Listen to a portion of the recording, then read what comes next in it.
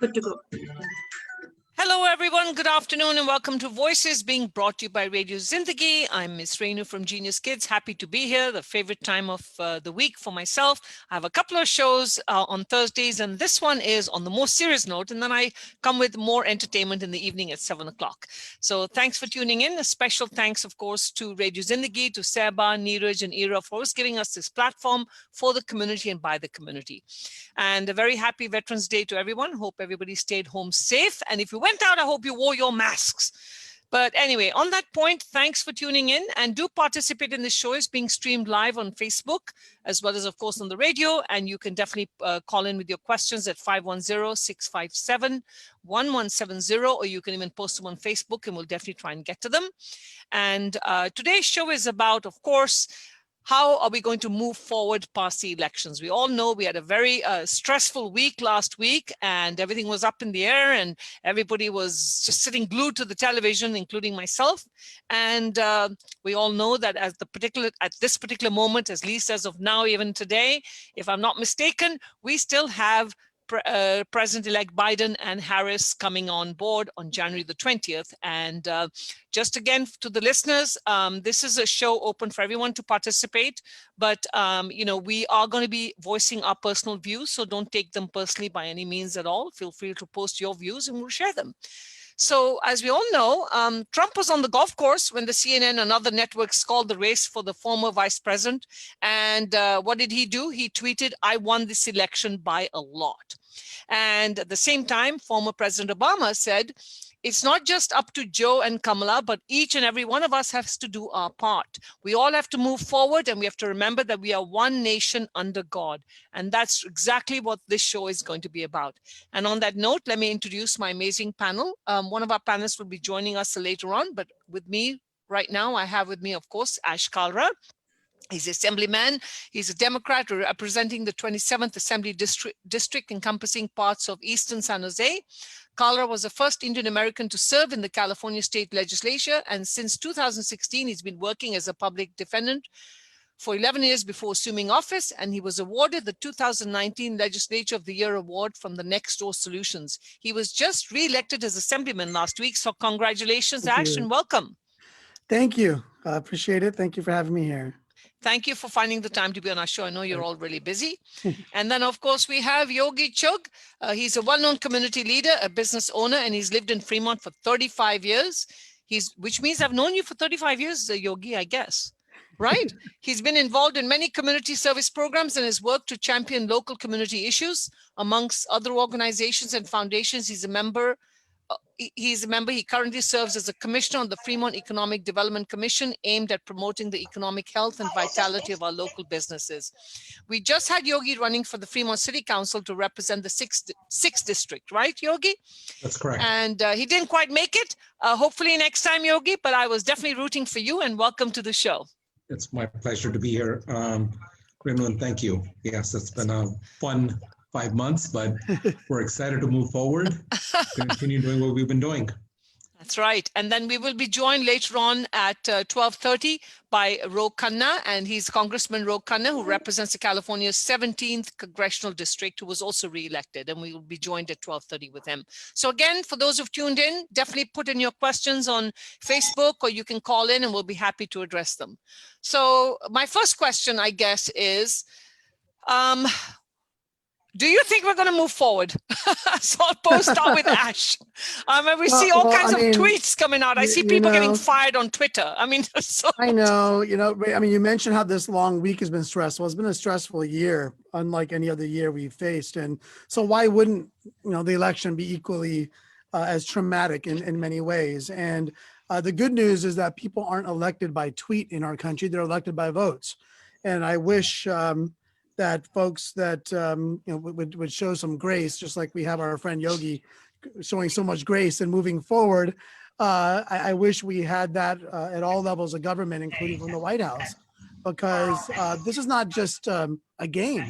We're talking about the stability of the most important nation in the world, of having a peaceful transfer of power. And so it's critically important that we continue our great democratic tradition of a peaceful transfer of power. And that will allow us to unite. Republican, Democrat, it allows us to move forward. We did it 4 years ago, right? Hillary Clinton, acknowledged she lost and we moved forward. 4 years for that with Obama. I mean, it's just, that's one thing that the rest of the world looks to America, is that we have our really raucous battles politically, but when the election's over, it's over. And I think that will allow us to unite and move forward. But either way, regardless of what one person does, we as a community have to recognize that we're stronger when we move forward together, regardless of who we support, on the ballot.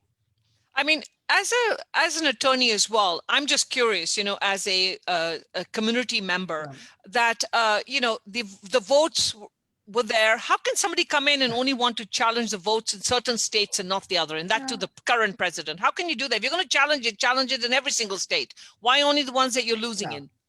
Well, I mean, it's pretty blatant. One of my law professors used to say, well, anyone can sue. And that's the thing about in our country, anyone can go to court. It doesn't mean they have a good case.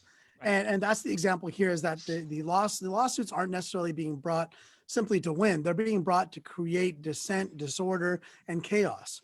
And that's the sad part, because if you put country first, you never seek to create that kind of chaos within your democracy, within your nation. And so, everyone has a right to bring suits. The president has a right to do it. So let them work their way through. The problem is, to your point, when these tweets come in and this anger is stoked, and they've been for months putting in distrust into the outcome way before the election. And they're continuing to do that. And the problem with that is that then you can't unite going forward if you have a large segment of the population that doesn't trust the process. And so it's really going to be important. And I have a lot of Republican friends that are ready to move forward, that have accepted the results. A lot of Republicans won around this country, House races, you name it. This wasn't a unanimous, Democrats swept the court, so to speak. It was a very kind of robust election cycle. And we have to accept, the Democrats lost some House seats, won the White House, didn't quite get the Senate. I mean, this was a mixed bag for both sides. Let's accept that and move forward and figure out ways we can work together. Thank you for that. So Yogi, here locally, what do you think, because you're very involved with the local community, what do you think we need to do locally here to move forward? Because, I mean, even though we know California is mainly Democratic, but still, what are your thoughts on this? I mean, why is this happening? Why is this happening? That's a very good question. I think that the country has been divided in regards to the approach of this country. If you take the president's erratic behavior, there's so many people who believe that he was the right choice for this country. And I think I'll agree with Dash. It's not a question about can we heal. The conversation is we will have to heal. We'll have to move forward. And I do agree with the fact that the process has to move forward. And first and foremost, there are processes in place for the natural transition of power. That's what democracies are. And America is a beacon of democracy, and the world looks to us for our institutions. I think the legal process will go through. I have a tremendous faith in our jurisprudence system in this country. There's a process, right? It goes through filing of complaints, the propensity of evidence and proof. And as a part of that, I think our judicial system will go through this. But I think the conversation is that the country must come together. And the reason why the country has to come together is, let's look at the pressing issues that we're confronted with. I don't care if you're Republican or you're Democrat. I think the simple question is, what is the direction this country's going to take? I don't think the Republicans or the Democrats can disagree upon the fact that we've left a generation of people behind. And I think that's what this conversation is going to be about. The future of our country. How do we ensure that we uplift everybody in the process? And how do we ensure that the middle class, the forgotten class, is not forgotten? At the end of the day, the conversation cannot be about the 5% of America and the 95% of America. It can't be about the 1%. And what I find, at least locally, and from my own experience, I found that people, all they want is simple solutions to complex problems. And they want their elected officials to move forward. I'm convinced that the President-elect Biden and Vice President-elect Kamala Harris will be sworn in, and all the preparations are in place for that. But I think whether it's Biden or were it to be Trump, I think the unique responsibility would have been, how do we bring this nation together? You know, we have a global position in the world that I think is under attack. I think regaining that trust is important because no longer can countries operate in isolation as a part of that. So I think from the national narrative, this process is unfolding. I do believe in the fact that every vote must be counted. And I believe that's what the judicial courts are doing. Some complaints have been tossed out, some have been set aside. And remember one thing, as this count happens, even if there are irregularities, the conversation will be, is it large enough to make a difference? But I will agree with Assemblymember Kalra that the integrity of the election process is first and foremost. It transcends political parties. It transcends whoever gets elected. So that's what I really hope, that this nation can come forward. And many people talk about the fact that we'll be healed as a nation. I think healing as a nation is the wrong word. I think, can we come together to move forward as a nation? So let's talk locally. I know a whole lot more about local. I know Assemblymember Kalra will speak a little bit to the state of our California state, and then Congressman Khanna will talk about the federal role. But locally, what I found is that unlike the national narrative, I don't think people locally see themselves as Democrats or Republicans. I think they want to focus on what are the important questions. And I'll tell you what I heard on the campaign. I heard about the campaign about the economy. I heard people talking about security of their jobs. People talking about the fact that can they make ends meet when the eviction moratoriums are lifted? Will they be able to come back and ensure that the rent can be taken care of and landlords can get paid? You know, not every landlord is an institutional landlord. A lot of them are retirees who rely upon this. So those are some of the conversations. I've been hearing about small businesses and employers surviving so we can keep our local jobs.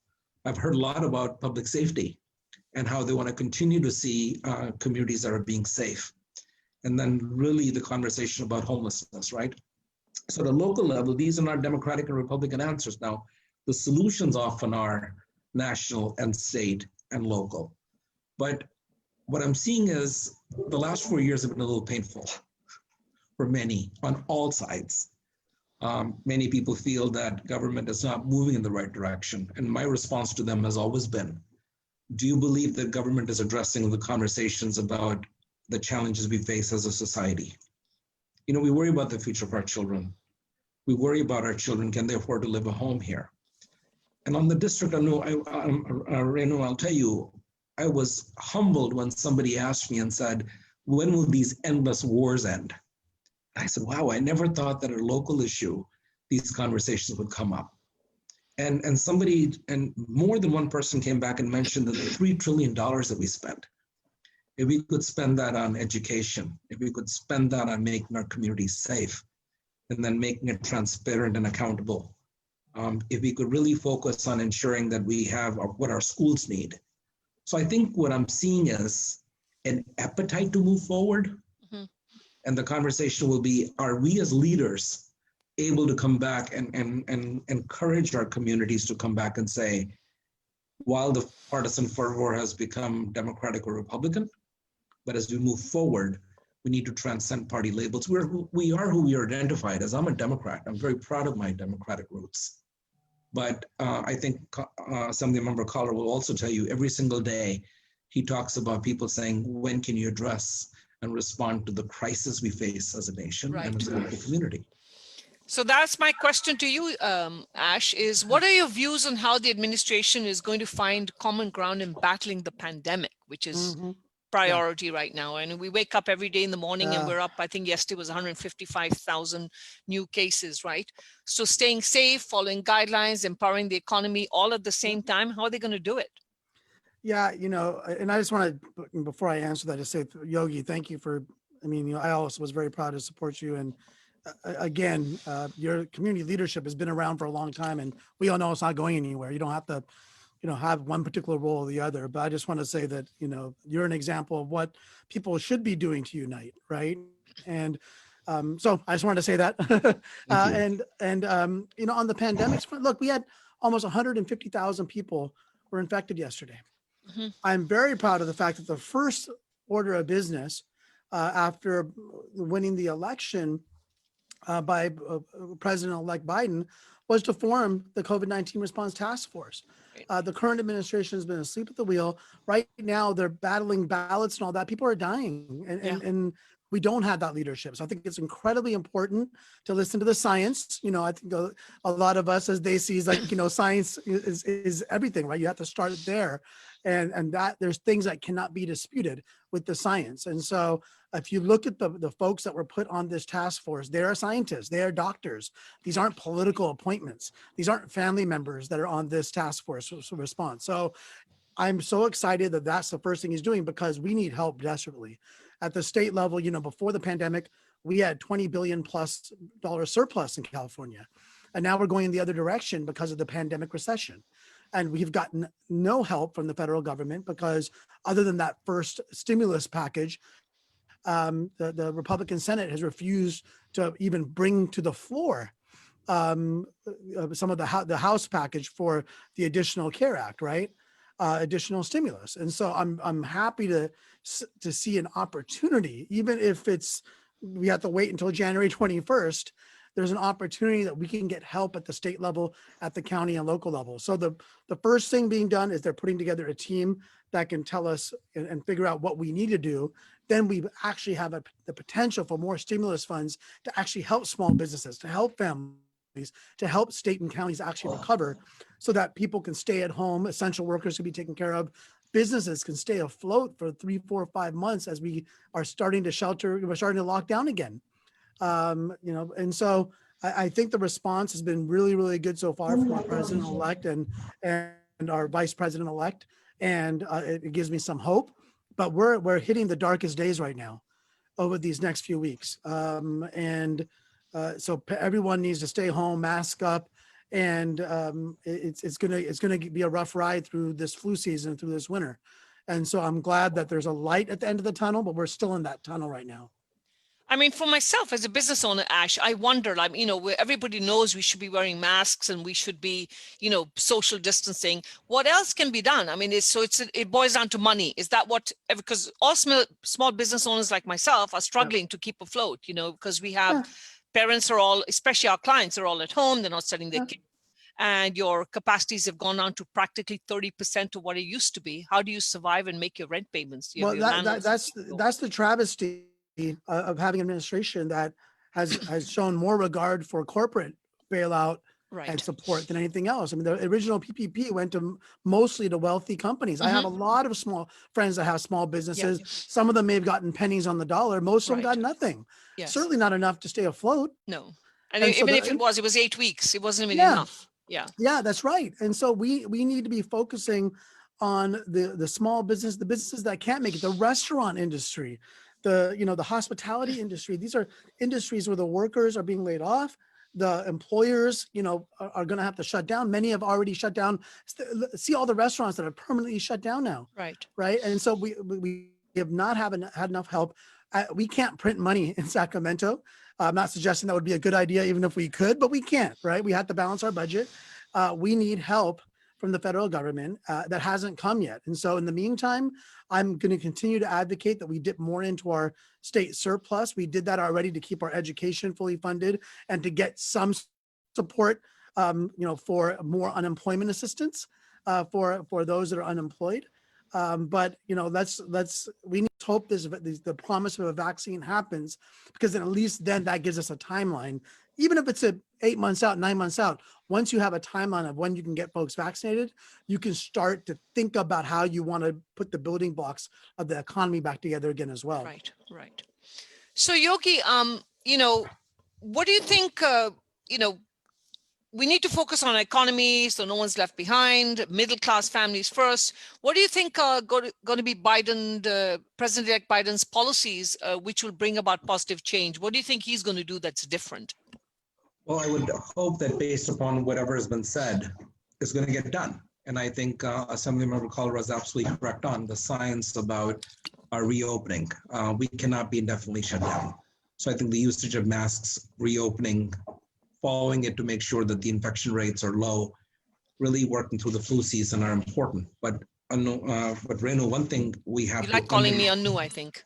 I'm sorry. I don't know why I do that, but in any case, I respect the both of you. So No problem. it's interchangeable in that regard.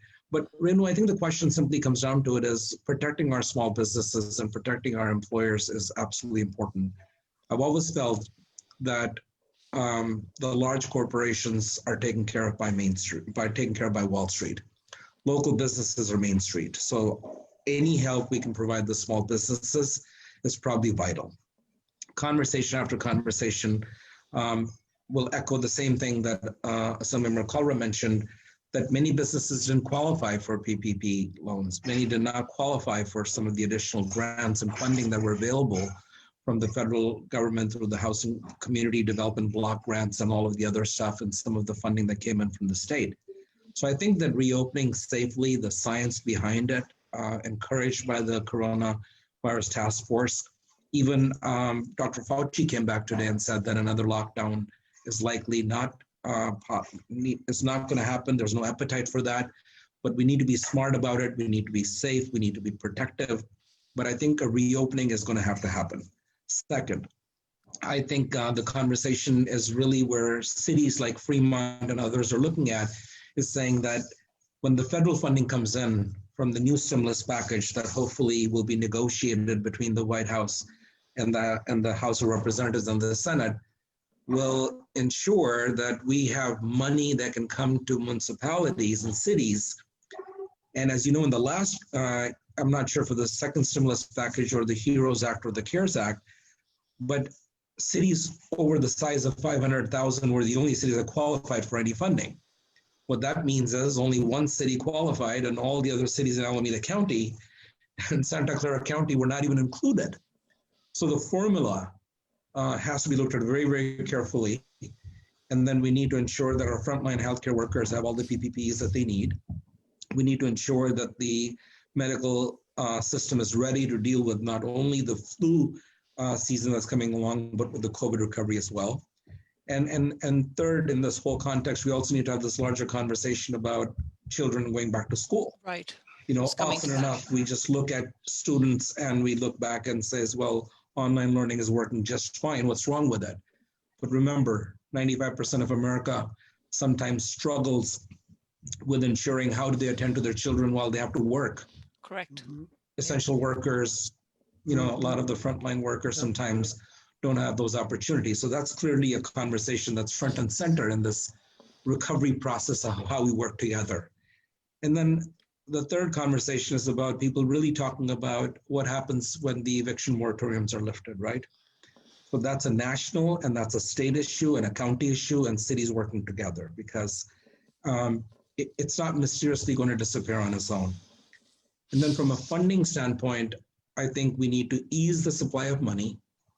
We need to help it to businesses of women businesses, people of color, all of that, and ensuring that we can uplift everybody so that our economy can survive. Because when people lose their jobs, it's across the spectrum.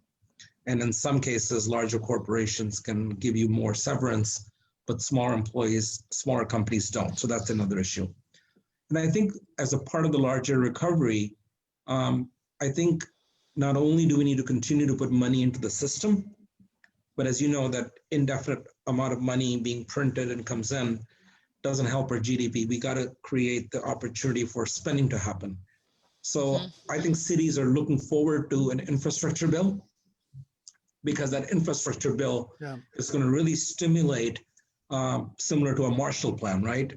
You invest, you build, you recreate jobs, you build the aging infrastructure, and you then create spending, which really helps with our GDP because there is life beyond the 1.5 years, 2 years. So from a city standpoint, optimism that there will be a pragmatic sense of moving forward. The states, independent of whether they're Democrat or Republican, will recognize the sense of crisis. And California's done a lot of good things right. Let's be very honest about it. We should be very proud of how we did it. The story of our low infection rates was the talk of the nation. And we have a lot to be proud of. How we pumped in money into our economy, how we kept our schools afloat, how our collective bargaining units all came and rose to the occasion. These are all important things. So in a Democratic administration, I think what you're going to see is a recognition that not one body of government can solve these problems. A rising tide will lift all. So I see a lot of optimism in Fremont. And honestly, I'll tell you, I never thought I would say this. I've been a lifelong Democrat, and I've cared deeply about my party. But people locally look at this as a nonpartisan issue. They look at this as a nation that needs to regain its position of power in the world by respect, not by brute strength. Right. How we forge an economic recovery that needs to be a global economic recovery, and how we need to make prudent steps in ensuring the municipalities have what they need to succeed. And, let's look at our hospitals, right? Making sure that we have abundant PPEs available is important. You can't reopen businesses and employers without providing the PPP and the contract tracing that's needed. So I'm very optimistic. I'm very optimistic about a Democratic administration at the top. And if Biden delivers on everything that he said, I think there's some optimism, but he has to give something to the other side as well. He has to come across as, and I believe it when he says that I will not only be the president of the Democrats, I'll be the president of this country. That's the mindset that I think we're seeing, and Ash will tell you that. When he legislates, I don't think he legislates as a Democrat. I think he legislates as an assembly member who's proud of what the state has offered and how we need to ensure that while we equalize a level playing field in a COVID recovery, where nobody's left behind. And that's where I think this opportunity is such a good opportunity, Renu. When I have to say, after the longest time I posted on social media, I heard the word "we" from President-elect. I hadn't heard the word "we" for a long time in 4 years. I only heard "I" and "me." So that was nice to hear. We teach children in schools the word "we." So Ash, congratulations to California. I believe the California Racial Justice Act was just passed in September, right? So are you seeing an increased number of hate crimes in the Bay Area? And how does your district work to make sure there's no tolerance for racial injustice? What are your thoughts on that? So yeah, this year, in addition to a global pandemic and the election cycle, of course, we've had an awakening in regards to racial justice. We've seen it everywhere. Fremont, San Jose, you've been in some smaller communities that you wouldn't always expect for folks to be marching in the streets. Right. But I think that this has been an awakening, and I think it's been an awakening for a lot of folks, including a lot of Indian Americans, those in the immigrant communities that maybe didn't have a lot of the context of the historical context of what this country has been about. We are a country that has flaws. We've never been a perfect country. We've always been a country in the process of ideals of an aspirational country. And I think that this year, folks have recognized that we have fallen short, especially as it applies to African-American, Latino brothers and sisters, and especially as it applies to our criminal justice system. So I was very proud to author the Racial Justice Act. Quite simply what it does, it allows anyone that's accused to be able to make the case that race played a role in their arrest, during the conduct of the trial, the conviction, or the sentencing. So that could be someone that is African-American, Latino. It could also be someone that feels that they're being prejudiced because they're Indian, because maybe they're Sikh and they have a turban and they feel that somehow they were being targeted for a particular type of crime that someone else wasn't. So this is not about one particular race or other. It's about rooting out racism from our criminal justice system. But there's no doubt that we have seen a troubling increase, I think, in hate crimes. We've seen it during the course of this year, but even in the last 2, 3, 4 years during this administration, whether it's anti-Semitism, whether it's anti-LGBTQ, or certainly racial. It's unfortunate, but I think that that's why things like the Racial Justice Act are important. That's why it's important for us when we march in the streets, asking for racial equity and racial justice, that we follow it up with actions, whether it's legislation or as a community, us having a recognition and reconciliation as to what, as the South Asian community, what can we do to contribute to a more just society. Thank you for that. So we've just been joined by our third panelist. So welcome, Ro. Welcome to the show, Thank Voices. You. Haven't seen you in a long time. Great to see you. Yeah, good to see you too. And for those who've just tuned in, you're listening to Voices being brought to you by Radio Zindagi. And we have with us, of course, today Yogi Chugh, Ash Kalra, and we've just been joined by Khanna. I'd like to officially introduce him. Congressman Khanna represents the California's 17th congressional district located in the heart of the Silicon Valley, and he's serving his second term. Khanna sits on the House Budget Armed Services. I've got a long bio here to read, so let me go through this. You can keep it short. No, I want to, because a lot of people who don't know much about you, so I had to condense it down. So he sits on the House Budget Armed Services and Oversight and Reform Committees, and he's the first vice chair of the Congressional Progressive Caucus. He also serves as an assistant whip for the Democratic Caucus.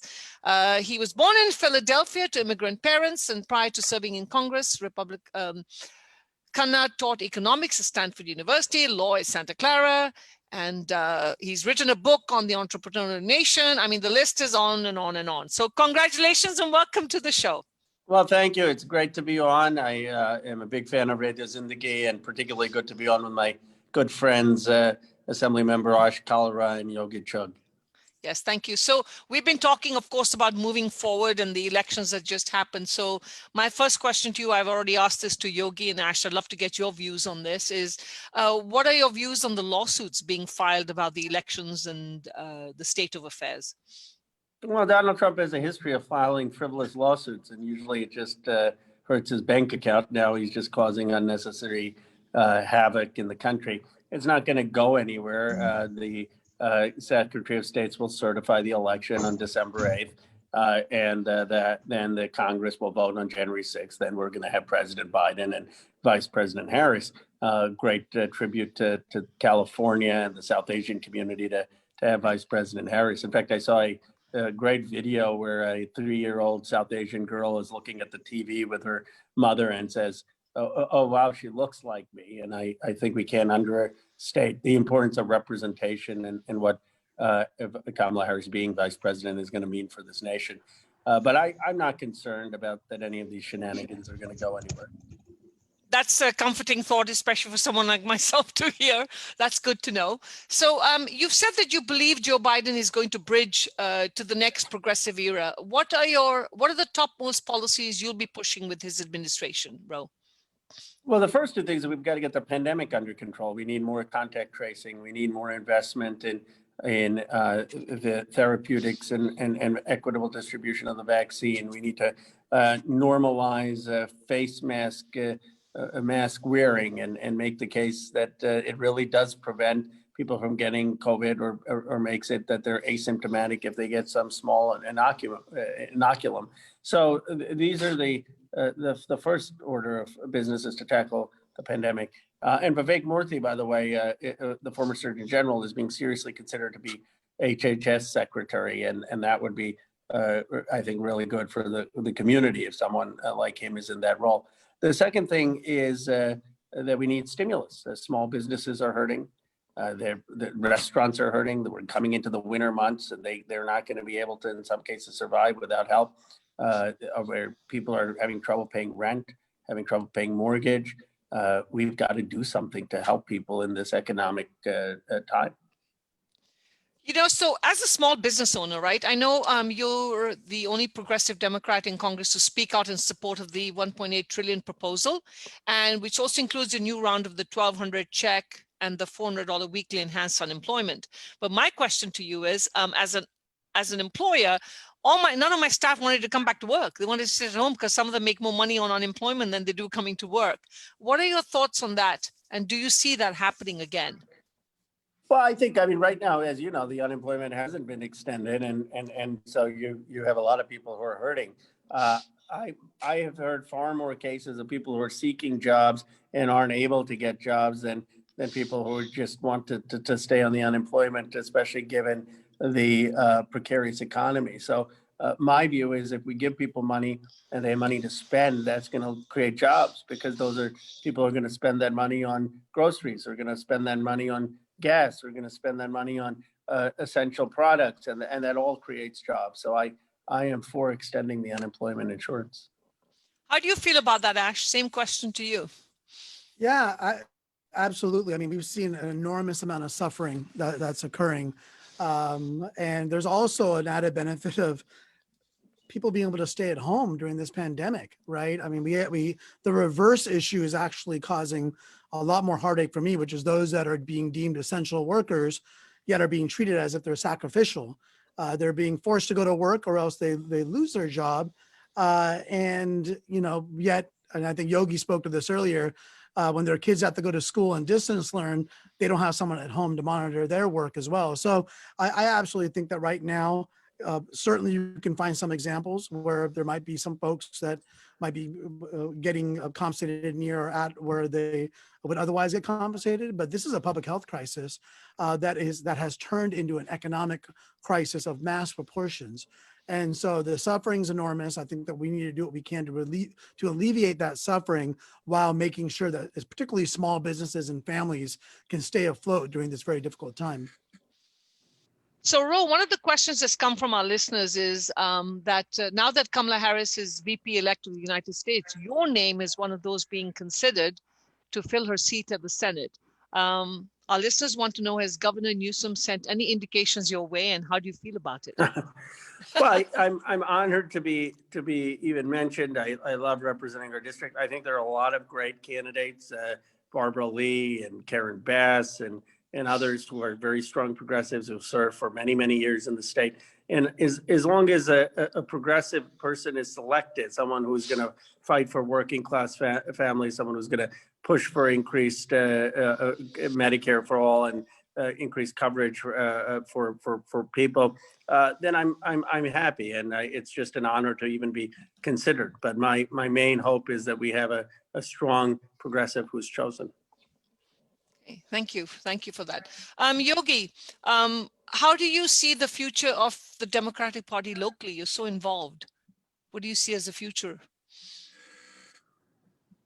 Oh, you're on mute. I have a tremendous optimism for Fremont and the Alameda County Democratic Party. I think that the county is the bluest of blue counties. I think it's had a strong belief in the fact that we need to do everything we can to be accountable to the middle class. I think we clearly need to speak to the hopes and aspirations. I think clearly it is. Now, does the party need to sometimes adjust a message based upon the changing demographics? I think so. But I feel very confident that the Democratic Party speaks for the residents. You know, and I think we need to do a better job of being able to come back and speak to some of those issues. As I mentioned on my campaign, what I've heard loud and clear is people want strong public safety. They just want more transparency and accountability. So I have a lot of hope. I think the Democratic Party has the ability to bridge the differences that we may have seen as a part of this presidential election. But it really comes down to that recovery of our small businesses. How do we help our employers? How do we help our middle class? How do we make sure nobody's left behind? How do we ensure that we can address the conversation about climate change? How do we address the conversation about minimum wage? I think that's a national theme that is resonating across, whether you're Republican or Democrat. I think people are generally saying that minimum wage. We do need to look at our taxation in California. Some of our propositions took a beating. So I think it really comes back to the fact that we do need to rebuild upon this very idea of prudent spending. And I think the Democratic Party will continue to be a leader in Alameda County. Certainly work can be done. People would want, you know, I've spoken to Republicans as well in our local areas. They just want to have a seat at the table. And I think that whether it's at the national level, we bring everybody together. I think the same holds for the local level as well. Take their viewpoints, forge common ground. And I'm very much optimistic about the future of the Democratic Party in Fremont, as well as the county. So we have a question from one of our listeners, Ashish. So I'll pose this question to Ro. He says, worst case scenario, the GOP maintains the Senate majority. Come January 2021, how would Joe Biden be able to make it a mandate for the entire country to wear masks and maintain physical distancing, especially in the red states? Well, I think he may not be able to do it legislatively, but I think the president has the bully pulpit, and he can wear a mask every day. He could talk about the importance of wearing a mask. He can talk about it not just in terms of the social good. He can say, look, here's the studies. You wear a mask, you probably will never get COVID. And if you do get COVID, it almost certainly will be asymptomatic. So wear the mask to protect yourself, to protect your families. And I think if that's a consistent message, as opposed to the opposite message where there was almost a bravado in not wearing a mask, then that will result in a change in behavior. Will it be perfect? No, but it will be much better, and that will save lives. You know, but as a local citizen, I'm amazed that we need to have a president to tell us to wear a mask. Why would not the general public just use their common sense? I just don't get that part at all. That's just my comment. Ash, why are you laughing at me? It's true. And I agree with you. I have 2-year-olds in my school who wear a mask. They walk in, they take they hold it, they know the temperature, and they take a mask and they get their bag sprayed. So why can't adults do this? I'm laughing to keep myself from crying. So, Ro, one question. You recently spearheaded a letter sent to the House and Senate on Thursday, calling them to lay the groundwork to prevent and mitigate future pandemics.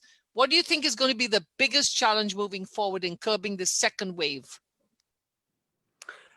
There are going to be several challenges. First, we need mask wearing and getting the masks under control. Second, we need to make sure that we have contact tracing. You know, the amazing thing is Apple and Google have an app where it's on everyone's phone and it allows for contact tracing if you get COVID. And Ireland is using it. Germany is using it. Other countries are using it with great success, and we haven't even implemented it here because there's been no national plan. So how do we get contact tracing? And then how do we have the fair and equitable distribution of the vaccine? These are the three areas. I'm very pleased that Ron Klain is going to be the Vice President's Chief of Staff. He helped successfully lead the Ebola initiative, and I think he has the experience and judgment to lead this effort. Same question to you, Ash. What do you think is going to be the biggest challenge moving forward? I know you have to leave in a few minutes. So if you No. Yeah. I mean, I think, you know, the pandemic is everything right now. And the challenge is it's a huge challenge, but it also connects with the economic challenges, right? As I oftentimes say, the COVID crisis didn't create inequities. It's exposed inequities that have existed for a very long time.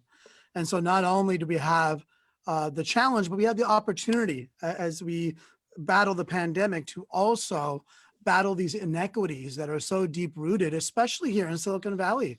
I know that Yogi, certainly Congressman Khanna, speak to this often about, you know, we have an enormous amount of wealth, we have innovation, and it's a beautiful thing to see this. The Bay Area is the engine of the 5th largest economy in the world, but we also have massive income inequality.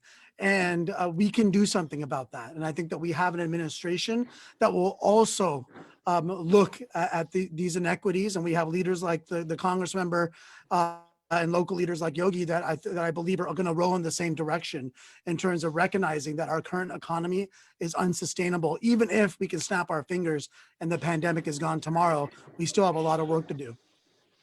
So Yogi, one of the questions that's come in is, especially, I mean, I'm sure you saw there were so many wars on social media, right? Do you think a large fraction of the Indian community, especially the business community, swung over to the Republican side during the elections of 2020? And what were the reasons that mobilized that change? You're on mute. I don't doubt that for one moment. I do believe the Republican Party got certain South Asians who voted for them. And I think they believe that Trump was a better president for them. Nothing against them. I think that's the beauty about our democracy. People who believe in certain things to mobilize, and dissent is the very notion of democracy. My happiness is they got involved. You know, the South Asian vote doesn't vote. If they care passionately about an issue and they believe about a certain candidate, that's what's great about this democracy. I would hope that as the 4 years of a presidency unfolds and it's a Democratic presidency, that they would use the same energy in trying to come back and forge a discussion about priorities and values. See, the bedrock of democracy is dissent. And I encourage anybody who runs for office. People would tell me, you got a lot of people running, why don't you go talk to some of them not to run? I said, absolutely not. People should run. Yeah. If it engages people, they can become a part of the discourse. That's what's great. And when Biden says, I want to be a president to everybody, I believe for one moment that, you know, his 40 years of record clearly demonstrates that he wants to talk to people, and he may not have the answer. He did say that we have to move forward. So as a part of that South Asian group of people who felt that Trump was a better president, God bless them. I don't think any less of them. I just feel that they now need to take that energy into saying, how do we come back and take the next 4 years forward? And if they truly believe that Trump was better for small businesses and corporations, then I think they need to make the case with the Democratic Party as well. And I think there's an appetite for moving forward in the next 6 months to a year. And it'll be very defining for us. Ro, how do you think? I mean, like I said, there was just so much going on social media, and I used to get, I was very vocal about my choice. What do you think the Democrats are going to do to bring community confidence back, especially for, I mean, you're very well known in our South Asian community. All of you are, you're, people that we look up to, people that we know are going to go make a difference and fight for what is right. How do you think you're going to get the confidence back for these people who voted for the current president? Can you hear me, Ro? I think he's walking to. Yeah, I think he's between walking. one building to the other. Yeah, okay. Oh, and I think we've lost Can you Ash. hear me? Barely. Barely. I think we lost him, yeah. Ash, maybe you can answer that question while I wait for Ro to come back. How about now? Yes, we can hear you. There you go. Yes. Okay. There. Yeah. You're breaking up. I think that just about walking to the Capitol here. Can you hear me now? Yes, a little better. Yes. Okay. The vast majority of South Asians voted for the Joe Biden, and they voted for Kamala Harris. It was almost 80%. So, point. The second point is that we have to just earn their trust on issues, pocketbook issues. South Asians care about the cost of sending their kids to school. They care about making sure they have health care that's affordable. They care about making sure we're investing in science and technology. They care about making sure that we are building relationships with other nations and allies in a way that's not bullying and tackling climate change. So that's what we need to do. Okay, I think I lost him. How do you feel about that, Ash? Same question to you. Well, I think Ro's right. I mean, look, if you look at the actual details of what we fight for as Democrats, I think it's absolutely aligned with the needs and desires of the South Asian community, of the Indian community. I mean, if you look at California, for example, I was supportive as a principal co-author on a bill to give commercial rent relief for small businesses, or to give mortgage relief to small businesses that are that own the building but having trouble paying the mortgage. And it was the Republicans that opposed that. And I mentioned that because, there's this mentality out there that somehow, Democrats are bad for business or don't want to, allow for business or the economy to succeed. And if you look at what I've been fighting for with my colleagues here, it's actually the opposite. And so I think that if you look at the issues and separate out Democrat versus Republican, and just see who's fighting for what, I think that we make a compelling case to all of the Indian community that the Democratic Party provides a path forward. And to Yogi's point, if someone's a Republican and wants to vote Republican, that's fine too. We still have to find a way to work together and move forward together. I just think that there are policies that we can put forth that lifts everyone up,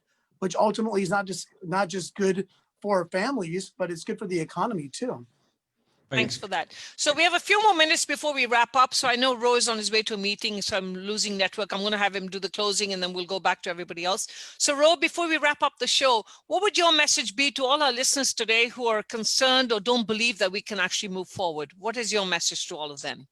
Well, first, I want to echo what Yogi and Ash said. Thank you for participating in democracy. This was a record South Asian turnout. We've never seen that many people vote as we have today. I've never seen as many young people who are excited about public service. I've been flooded in the last week with young people who want to serve in the administration, sending their resumes, reaching out. And I'm so thrilled to see that. When I wanted to do public service and I was in my early 20s, and my guess is Ash or Yogi feel the same way, we were outliers. It was, people said, what are you doing? What are you thinking? I mean, and now to have it be so normalized that this is an acceptable path, that this is a aspiration that they can have, it's a real feeling of pride. And I just think it's the beginning of a great chapter in our community's history. I think Kamala Harris's line when she said, "I may be the first, but I'm not going to be the last," spoke not just to women. She was speaking not just to African Americans. She was speaking to the South Asian community, to the community of immigrants and children of immigrants. And so this is the beginning of a multiracial, multi-ethnic democracy. And the future is very bright. And I think that by the time the next generation is there, they'll wonder why we're even having these fights. Thank you. Thank you so much for that. Ash, a very important question I'm going to pose to you before you close out is that Ashish has asked, with all the misinformation being spread in the Biden administration, do you think social networks like Facebook will be regulated or forced to be identified as media companies to be governed by the FCC? Well, I think that there will definitely be a conversation on how we can have accurate information while not squelching free speech and the ability for individuals to communicate in a way that they see fit. But I hope so. I hope because, look, a lot of this really undermined our democracy in terms of getting real information, accurate information to the people. So I hope we will at least now be able to have that conversation in a Biden administration. We're here in Silicon Valley. We should be able to have conversations with these companies to make sure that they're doing everything they can to, yes, facilitate communication amongst the citizenry, but also make sure that we're not having a disproportionate impact in terms of false information. And so I've got to get out of here, but Renu, I want to thank you. Yes. Thank Radio Zindagi, and thank the Congressman and Yogi for always having great conversation. And Renu, thank you for the great questions.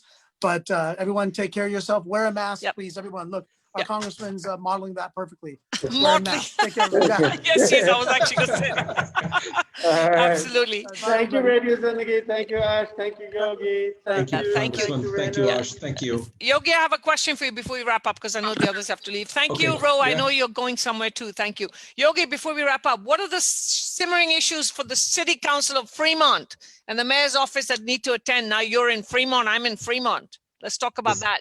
The simmering issue is very simple. It's no different than what I think what's on top of everybody's mind nationally. It's the COVID and the economic recovery. One cannot happen without the other. We got to reopen safely. We got to protect our small businesses. We got to protect our employers. We got to protect our jobs. People want partnerships between city council and our school boards. They want them to work as one body. They want to put their arms around development. They want to put their arms around housing affordability. They want to put their conversation around infrastructure or lack of, address the transportation gridlock. They want strong public safety. They want safe neighborhoods. They want to ensure there's transparency and accountability. And then people want to address the crisis of homelessness. This is the issue in every community. I've heard it in District 6. I've heard it all over Fremont. And I believe these are conversations happening in every city, in every county within a 100-mile radius. Well, Yogi, all I can tell you is I hope that you will consider not just standing for district, but maybe next time standing for the mayor of Fremont. We just came out of a tough election. We're relishing the time with the family. We're going to continue to remain involved and let's see what the future unfolds for us. But right now we're going in with a tremendous love of Fremont and an aspiration for the potential for the city. It's a great city. 35 years I've lived there. I think we can do well and we can do much more. And that's what the residents want. So in actual fact, I did an interview this morning and somebody told me I'm looking for a house moving out of Fremont. And I said, why would you do that? That was my first question to her, and she had no answer for me. And I said, if I were you, I mean, I raised my kids here, I would definitely consider the city of Fremont. Renu, one thing, I've heard this a lot, but let's really assess the conversation for a moment. Why are people saying affordability of homes? That is what it was. Affordability of homes. No, affordability of homes is a reality. Whether you go to Dublin or Pleasanton or whether you go to any other cities, you're not going to find a house for less than $1 million. Right. That's the missing middle. We're not building affordability. You know what I'm more worried about than you and I being able to afford a mortgage? Our kids. Our kids, if my son and my daughter go to college and they come back, Renu, if I don't leave them a home, I don't think my son coming out of college with an $80,000 salary can afford to move back to Fremont and buy a home. Absolutely. Bothers me. Yeah. And that's the challenge of every parent. Now, whether you call that income inequality that Trump speaks to, Biden speaks to, or Bernie speaks to, the challenge is real. How do we address it is where I believe we can come together as a community. Absolutely. Well, thank you again for always being on my show, and I love having you on the show. So thank you so much. And the other guys have already left. So have a great week and best of luck. And wear your mask. I want to see you modeling your mask too. We'll do that. Take care. Bye-bye. All Thank right, you, take Radio care. Zindagi. Bye-bye. All right. Thank you, everyone, for tuning in. And this is Renu from Voices wrapping up.